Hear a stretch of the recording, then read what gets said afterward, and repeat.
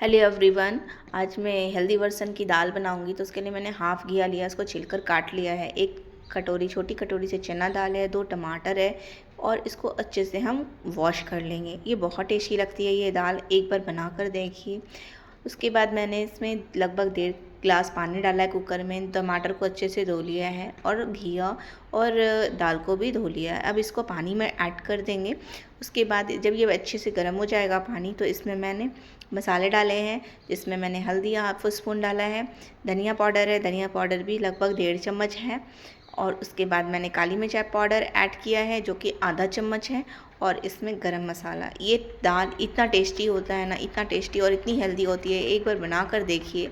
चावल के साथ, रोटी के साथ बहुत अच्छी लगेगी। फिर मैंने इसमें नमक ऐड किया है, स्वाद अनुसार नमक ऐड करना है, और मैंने 1 चम्मच तेल ऐड किया और इसमें एक तेज़ आंच में और तीन सिम आंच में सीटी लगानी है। मैंने 5 से 6 कलियाँ लहसुन के लिए। अब इसको तड़का लगाना है। तो मैंने पैन में लगभग 2 से 3 चम्मच तेल ऐड किया है। जीरा, राई, सूखी लाल मिर्च और हींग का तड़का लगाना है। जब ये तेल अच्छे से गर्म हो जाएगा तो ये इसको ऐड कर देंगे, और उसके बाद जो हमने लहसुन लिया था उसको कट करके इसमें ऐड कर देंगे, और साथ में करी पत्ते भी ऐड कर देंगे। यकीन मानिए ये टेस्टी दाल बहुत अच्छी लगती है।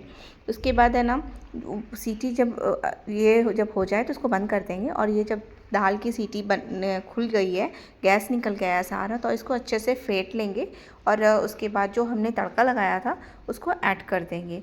और इसमें ना आप बहुत बहुत अच्छा लगता है लहसुन का तड़का, तो ज़रूर ऐड कीजिएगा। उसके बाद मैंने इसमें कश्मीरी लाल मिर्च ऐड किया है, जिससे इसका कलर बहुत अच्छा आ जाता है। और ये टेस्टी दाल बिल्कुल रेडी है।